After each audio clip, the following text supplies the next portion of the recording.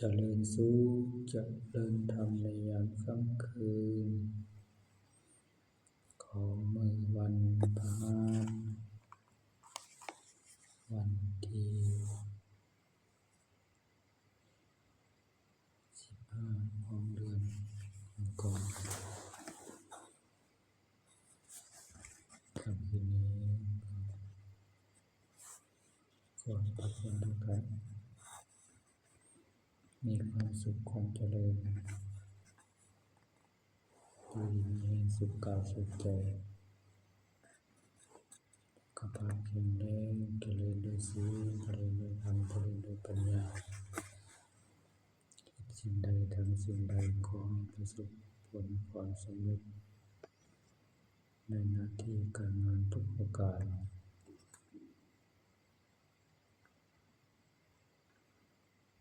ขอให้บุญกุศลต่อผู้ของเป็นไปอันตรายทั้งหลายขอให้ทุกคนทุกท่าน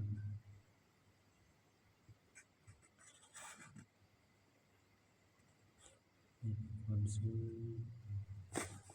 สร้างบารมีสร้างกุศลผลบุญอันใดที่ได้ทำแล้วขอให้ดวงตาเห็นธรรมเห็นสัจจะความจริงของโลกการเวลาหมุนเวียนเป็นไปหมดไปแต่เวลาของชีวิตต่อไปของมันเรื่อยๆทำแก่สลาการลงไปเพราะฉะนั้นจึงยังก็มีเวลายังอยู่ดีมีเงินก็สละจิตสละใจทำบุญทำกุศลก่อนหลับก่อนนอนไหว้พระสวดมนต์เจริญจิตภาวนานั่งสมาธิได้วันละ10 นาที20 นาที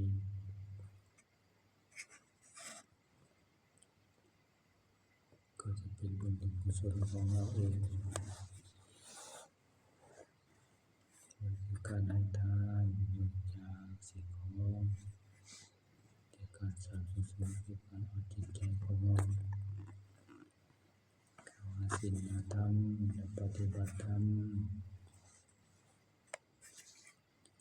เราได้สิ่งที่เป็นอายะมุขทั้งหลายสิ่งใดที่มันทำให้จิตใจของเราเป็นทุกข์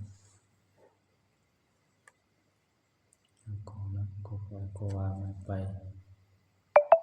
สิ่งใดที่ทำให้จิตใจของเราสงบก็ละมันวางมันไปนั้นทางเวรทั้งวันทำทั้งทุกข์อดีตที่มันผ่านไปแล้วเราก็เก็บไปคิดอนาคตที่ยังมาบ่ทันถึงเราจะบอกว่าคาดหวังอะไรทุกวันนี้คนเราทุกคนยังทุกนำอดีตทุกนำอนาคตตั้งความหวังไว้มากตั้งความหวังไว้หลายพอบ่ได้ดังหวังดังที่ใจเราต้องการเราก็ทุกข์ทุกข์กับเรื่องกับงานทุกข์กับเพื่อนทุกข์กับครอบครัวมันก็เป็นเรื่องธรรมดาของชีวิตเนาะที่ไหนเราจะมีความสุขเราก็ละก็วางมันไปสิ่งใดที่มันได้ดังที่หมายดังที่หวังดังที่ใจต้องการมันก็ทุกข์ธรรมดาเพราะฉะนั้นจึงว่าทุกคนเราเกิดมาในโลกนี้เกิดมาเป็นคนอันสมบูรณ์ก็นับว่าเป็นบุญเป็นกุศลของเราแล้วเป็นบุญ ตาบอดครบ32ประการเราเกิดมาในยิ่งยากยิ่งกว่าเกิดมาในพ่อพระศาสนาแต่พอสิ่งพอทำมาก็ทำเอามาตักเอาตัวพอสมมติเอาทุกวันนี้คนเอาทุกวันนี้อายุสังขารน้อยนะ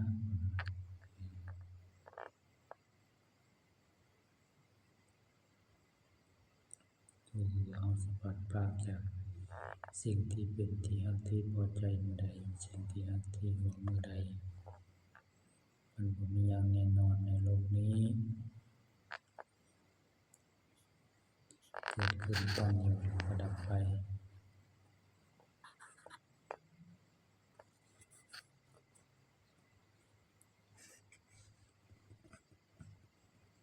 คนหนึ่งก็ป่วยได้อายุหลายป่วยได้แก่ได้เป็นธรรมดาป่วยได้เพราะฉะนั้นอย่าประมาทในวัยอย่าประมาทในสังขารอย่าประมาทในร่างกายการทำบุญทำกุศลอย่าทำที่วัดอย่างเดียวทำที่บ้านก็ได้มาแล้วก็มาสมาธิเจริญภาวนาลดละวางสิ่งที่มันทำให้เราทุกข์ใจปล่อยละวางฟังสิ่งฟังธรรมฟังธรรมะไม่ใช่วันจันทร์ฟังทุกวันแล้วก็ทำให้จิตใจที่เราร้อนใจที่กระวนกระวายมันก็จะได้ลดลงใจที่เพลิดเพลินจะได้มีสติขึ้น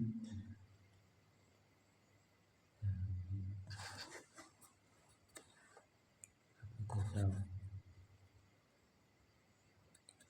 ตรัสรู้ชอบใดโดยพระองค์เอง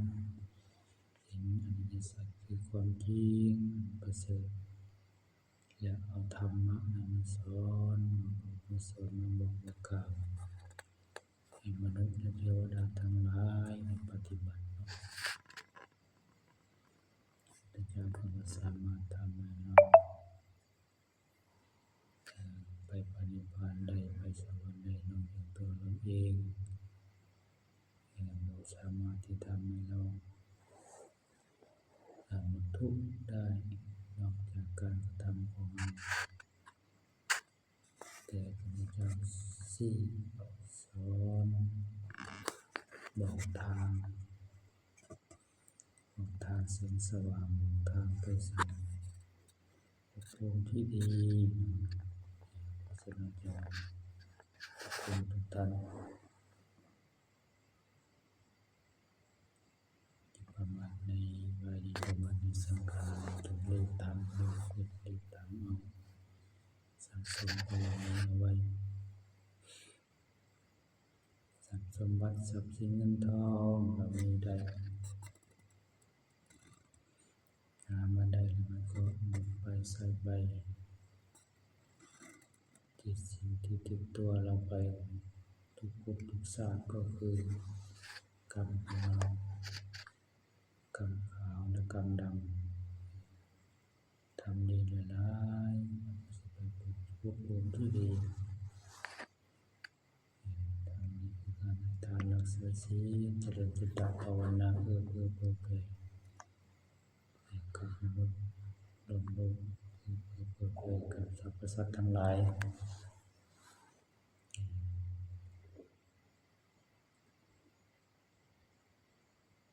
มีเมตตาต่อกันมีกรุณามุทิตาต่อกันขอให้ทุกคนทุกท่านมีความสุขความเจริญอยู่ดีมีแรงสุขกายสุขใจคิดสิ่งใดทำสิ่งใดอันเป็นประโยชน์ประกอบด้วยธรรมแล้วขอให้สิ่งนั้นจงสำเร็จผลทุกคนทุกท่าน กายสุขใจเจริญสุขเจริญพรมุทนาสาธุ